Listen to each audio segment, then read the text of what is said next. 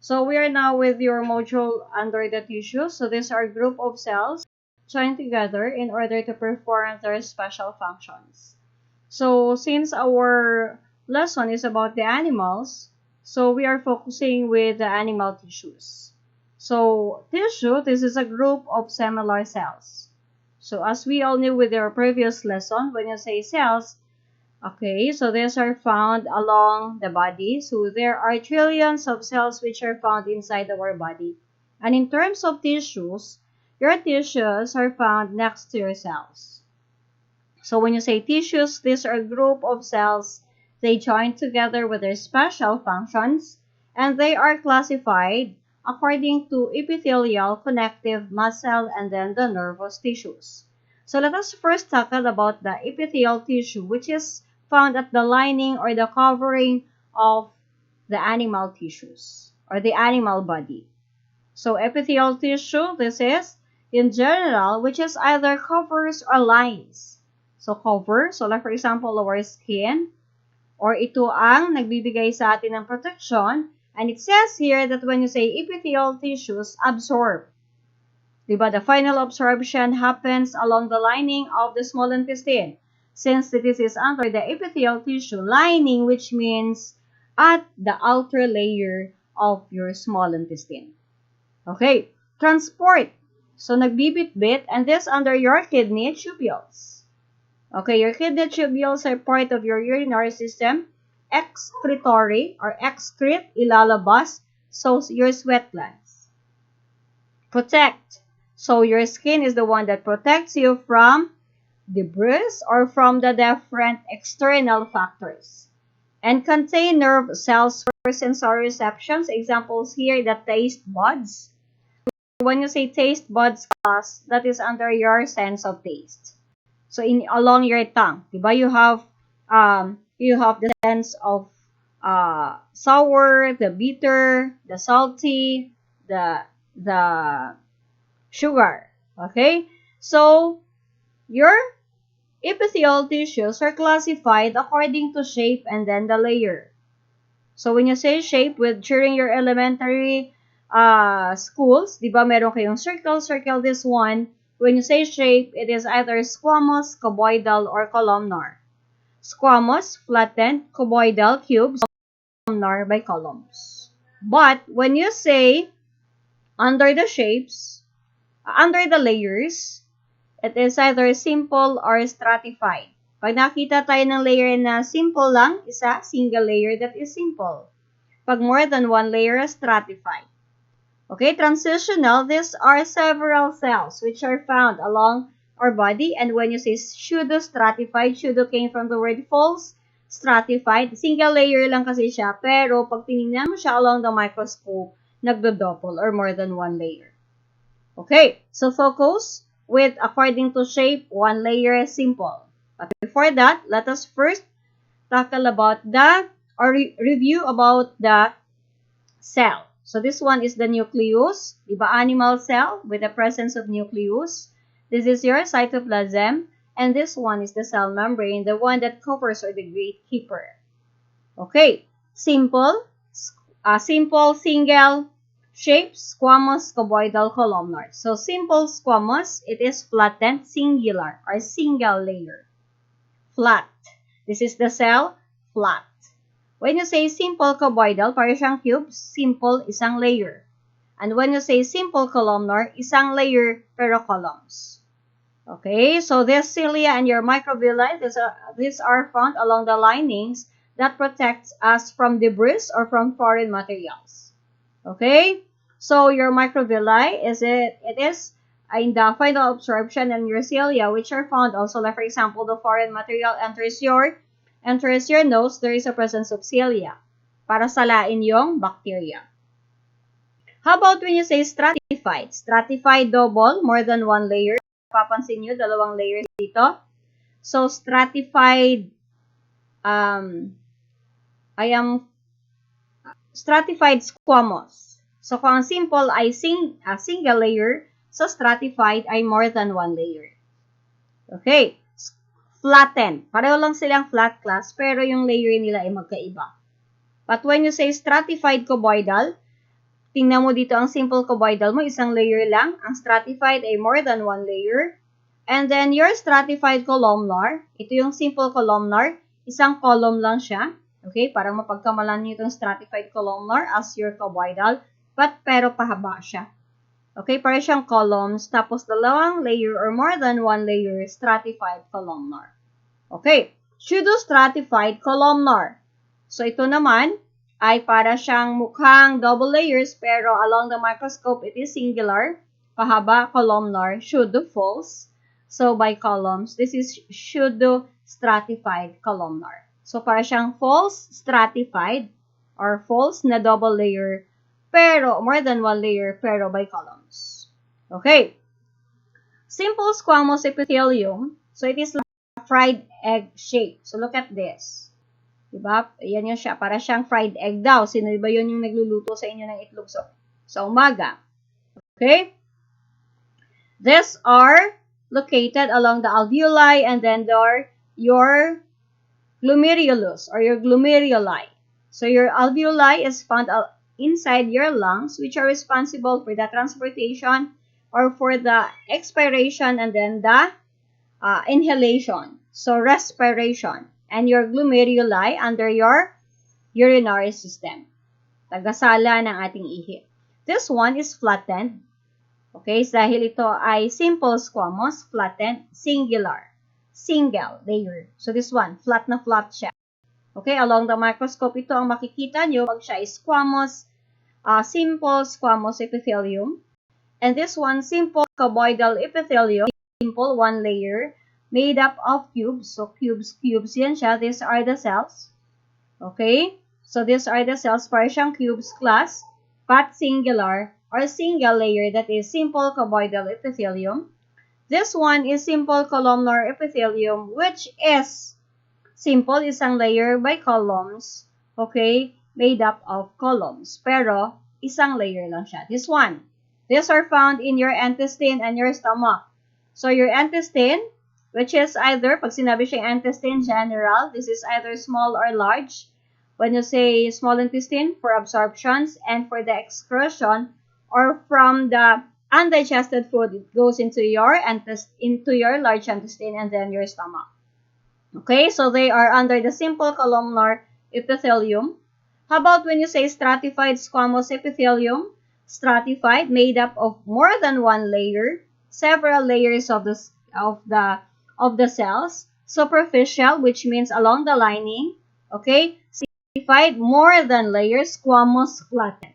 So it is either keratinized or non-keratinized. So when you say keratinized class, superficial cells, so these are found along your nails, your toes, your hair. So they are responsible for this. And then your non-keratinized, which is the opposite of your keratinized, but the surface cells retain their nuclei.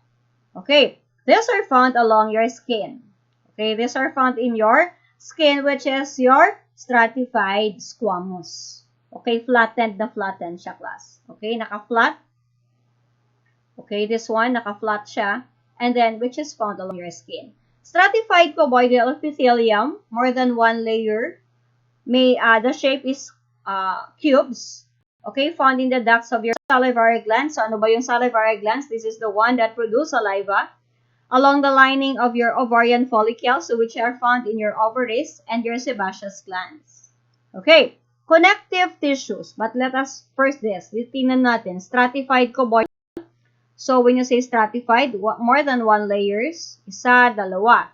Okay, meron pa rito sa taas. Okay, para silang cubes. Okay, it is not flattened kasi ibang muka, but cubes. But the other one, hindi natin na-mention dito, is the stratified columnar, which is more than one layer made up of columns. Connective tissue. So, the another layer, which is next to your epithelial tissue, is your connective tissue.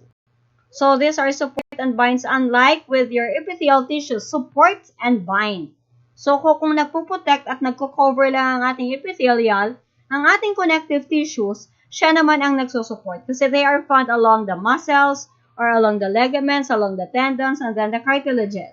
Okay. These are arranged into two general types. So, these are your loose connective tissue and your fibrous connective tissue.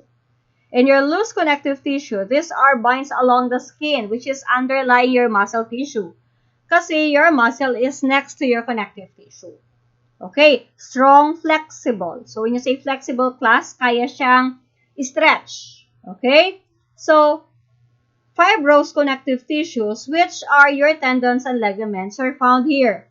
So what's the difference between your tendons and your ligaments? Your tendons, this is connect from your muscles to bones. So yung muscle mo at i-connect sa bones mo, yun yung tendons. But when you say ligaments, these are bone to bone. So look at this. This one is your ligaments or your ligaments. So this is your bone and the other one is your bone. This one, ito yung ating ligaments. So dito may bones, meron ditong bones, these are your ligaments. But when you say tendons class, during movements, di ba ang muscle natin nakikilos, it is connected with your bones. So your muscle is connected here with your bones and your tendons are present here in order to control this elasticity. Pero class, you have to be careful for this kasi pag na-overstretching natin, may control kasi dito. Diba? Pag uncontrollable na yung elasticity o yung elastic movement, maaari siyang mapunit. Okay? Next one is your adipose tissue. This is a type of loose connective tissue which is found in your connective tissue. Aside from this one, in your fibrous, so this is your loose connective tissue, is your adipose tissue. Okay, pag sinabi siyang adipose, fats store lipids. Okay, most often, the cells accumulate in the large numbers to form what is commonly known as your fats. Yung taba natin sa katawan natin, para silang may mga linklanit, parang taba. And that is under the adipose tissue.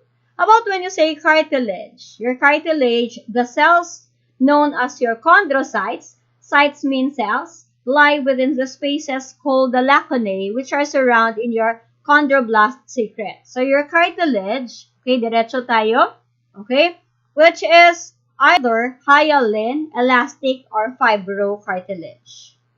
Okay, so when you say this one is the outer layer of your ears, this one for your bone to bone, okay, so your bone cells, so when you say osteoclast bones, okay, cytes means cells, so osteo, bone, cytes, bell. So these are the bone cells which are along the matrix is heavily impregnated with calcium phosphate. Okay, ano ba yung calcium phosphate? Which are responsible to make our bones strong. And calcium carbonate making this kind of tissue hard and ideally suited for the functions for the support and protection. Diba? So, you're here, this is the picture. Okay, hindi siya masyadong halata. And then the next one, aside from your cartilage, or your bone cells, these are your blood. Your blood is present along your connective tissues. So class, pag ikaw ay nakakita na ng blood, pag na-scratch mo at meron na siyang blood, your connective tissues are affected. Hindi lang siya yung superficial or the epithelial. Kaya pag nakagat tayo ng pusa or ng aso, papansinin natin yung dugo. Kasi once if there is a presence of blood, diba alam naman natin pag blood ay along all over the body, okay? Delikado na yon. Kasi it is, maaari niyang bitbitin in the all over the body. So, need mo nang kailangan talagang pumunta. Huwag mo siyang pababayaan. The blood is a connective tissue which is known as your plasma suspense specialist, your red and white blood cells plus your platelets. Okay, kung sino man ang nakapunta ng hospital, ano ba yung plasma na sinasabi, class? Diba at the upper portion of your blood, your plasma, which is the liquid portion, yan may pinakamalaki. But aside from that, meron ka pang red, the white, and then the platelets. Same with your animals. So ano yun? Yung red blood cells natin, these are responsible to transport the oxygen, okay, all over the body. So makikita nyo yan with your cardiovascular system. Another one is your white blood cells. So your white blood cells, this acts as a soldiers inside our body. So if there is a presence of infection, your white blood cells, pag nagpa-check ka ng iyong blood chemistry, nag-i-increase. Hindi ka kakabahan doon because your white blood cells act as a soldiers. Sila yung ating soldiers. Ano ba ang mga soldiers? Di ba they are the one that protect, may mga baril. So, ganun din ang white blood cells natin. How about when you say platelets? So these platelets are responsible for coagulation, blood clotting formation. Pag merong may dugo, di ba may napapansin tayo, may wound, hindi siya kagat ng aso or pusa, na tusok natin yung atin. So nakikita natin, ano bang first need nyong gagawin? Sinisip-sip. But it is not. You have to clean it. Okay? There is a presence of platelet which are found along our skin in order to form a blood clotting formation. But you have to be careful for that. Kasi ang kaya niya ay may capacity lang. Sometimes, kailangan natin ng pressure to stop this bleeding. Blood transport various substances throughout the bodies of the cells. So this one. The next one here is the nervous tissue. So when you say nervous tissue, nervous system. Ano ba yung belong dito? The spinal cord, the brain, and then the nerves. So your neuron here in the animal cells are the brain or the nerve cells. Another term for your neurons are the nerve cells. These are the ones that protect, support, and nourish the neuroglia. Okay? So it is unlike with your neurons, which is outside of your neurons, your neuroglia. So the cells that form sheaths and help protect, nourish, and maintain the cell's peripheral nervous system. Why? Because your nerves are part of the nervous tissue. Spinal cord and then the brain, and then your peripheral, which is your spinal cord and your brain are part of the central nervous system. So it says here that maintain the cells of the peripheral nervous system, which are the nerves. So like for example, your spinal nerves and your cranial nerves. So they are part of your peripheral nervous system. Okay, this one, nakikita nyo para siyang mga nerve cells, ugat. Okay, mga sangay-sangay. So they are part of the nervous tissues. But when you say muscle tissue, look at this, parang mga muscles. There's our group of cells made up of muscle. So these are the muscle tissues. Yung muscle tissues natin, they are allowed for movements. Ano bang function ng ating muscle sa katawan? They are used for locomotion or movements. Diba, yung bone natin ay protected by our muscles. And there are three types or three kinds of your muscle tissues. So these are your skeletal, your smooth, and your cardiac. The involuntary, ano naman po yun, ma'am, yung involuntary? When you say class involuntary, kusa siyang gumagalaw or kusa siyang nagpa-function. So which means the smooth muscle here, the examples, yung digestive system. So pag sinabi siya class digestive system, ang smooth muscle, pag kumain tayo, hindi mo siya pwedeng kontrolin. Hindi mo siya pwedeng, wag ka muna mag-digest. Or, pag hindi tayo kumain ng pagkain, alalahanin nyo, they are under the smooth involuntary muscle, they are under the muscle tissue, kusang gumagalaw or kusang nagtatrabaho. Yan yung cause ng peptic and then the stomach ulcer, pag hindi tayo kumain. Along the lining of our intestines, there is a presence of your epithelial tissues. They are the one that protect the lining. But because of that hydrochloric acid, which is produced in our stomach in order to digest or breaking down food into smaller particles, anong ida-digest niya? Okay? Cardiac came from the word cardiac. Cardiac means heart. Your myocardium, or that is your muscle, which is found in your heart, used for contraction. Yung paglalabdab ng ating puso, we are using the myocardium, which is your muscle found in your heart. And then your skeletal, so when you say skeletal class, ang nasa isip nyo, bones. Yung bones natin, ay meron silang kanya-kanyang joints, at ito ay voluntary. Unlike with your smooth and cardiac muscle, kusa silang gumagalaw. But when you say skeletal, voluntary, pag hindi mo yan kinilos class, like for example, diba? Like for example, pag ayaw mong lumakad, that is under the skeletal. O, gagalaw ba ang mga paa mo? Hindi. And they are under the skeletal voluntary. Skeletal muscle is attached to bones, okay, which are responsible for movements. Okay? So, the contraction of your cardiac muscle result in the heart beating. So, because of the presence of that cardiac muscle, our heart beats. Okay, the love-dub, your cardiac, your relaxation, and then the contraction. So, this one is your muscle tissues. So, these are group of tissues. These are group of cells. Huwag kayo, ma'am, organ yan, ma'am. No. These are cells. So, pag may group of cells na dyan, class, that is what you call the tissues. Okay? So, that is the end of our module under your muscle tissues.